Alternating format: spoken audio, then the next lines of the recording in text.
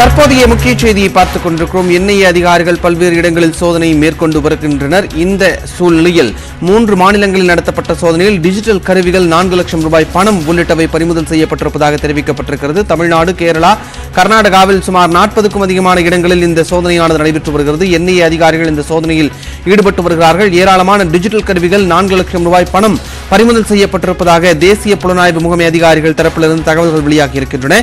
2 வழக்குகளும் தொடரப்பட்டிருப்பதாக தெரிவிக்கப்பட்டிருக்கிறது. 3 மாநிலங்களில் நடத்தப்பட்ட இந்த சோதனையில் டிஜிட்டல் கருவிகளும் 4 லட்சம் ரூபாய் பணமும் பறிமுதல் செய்யப்பட்டிருக்கிறது.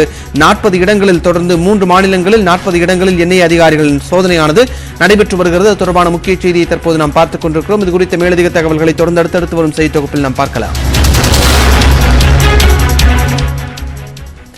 சீர்காழி அருகே மாணவர்கள் 3வது நாளாக போராட்டம் நடத்தி வரும் பூம்புகார் கல்லூரியில் ஆய்வுக்கு வந்த அதிகாரிகளுடன் பேராசிரியர்கள் வாக்குவாதத்தில் ஈடுபட்டனர். மேலையூரில் உள்ள பூம்புகார் கலைக்கல்லூரியில் அடிப்படை வசதிகளை செய்து தர வேண்டும், 2017ஆம் ஆண்டு காலாவதியான தன்னாட்சி அதிகாரத்தை புதுப்பிக்க வேண்டும், கல்லூரி முதல்வரை பணி நீக்கம் செய்ய வேண்டும் உள்ளிட்ட கோரிக்கைகளை முன்வைத்து மாணவர்கள் 3வது நாளாக போராட்டத்தில் ஈடுபட்டு வருகின்றனர். இவர்களுக்கு ஆதரவாகவும் பதவி உயர்வு வழங்க கோரியும் பேராசிரியர்களும் போராட்டம் நடத்தி வருகின்றனர். இந்த நிலையில் இந்து சமய அறநிலையத்துறை கூடுதல் ஆணையர் ஹரிப்பிரியா, இணை ஆணையர் மோகனசுந்தரம், வருவாய் கோட்டாட்சியர் அர்ச்சனா உள்ளிட்டோர் கல்லூரியில் நேரில் ஆய்வு செய்தனர். அப்பொழுது ஒப்பந்ததாரரை அழைத்து பணிகள் ஏன் முடிக்கவில்லை என்று கடிந்து கொண்டனர். தொடர்ந்து மாணவர்களை சந்திக்க சென்ற அதிகாரிகளிடம் குறுக்கிட்டு பேசிய பேராசிரியர்கள் தங்கள் கோரிக்கை நிறைவேற்ற வலியுறுத்தி வாக்குவாதத்தில் ஈடுபட்டனர்.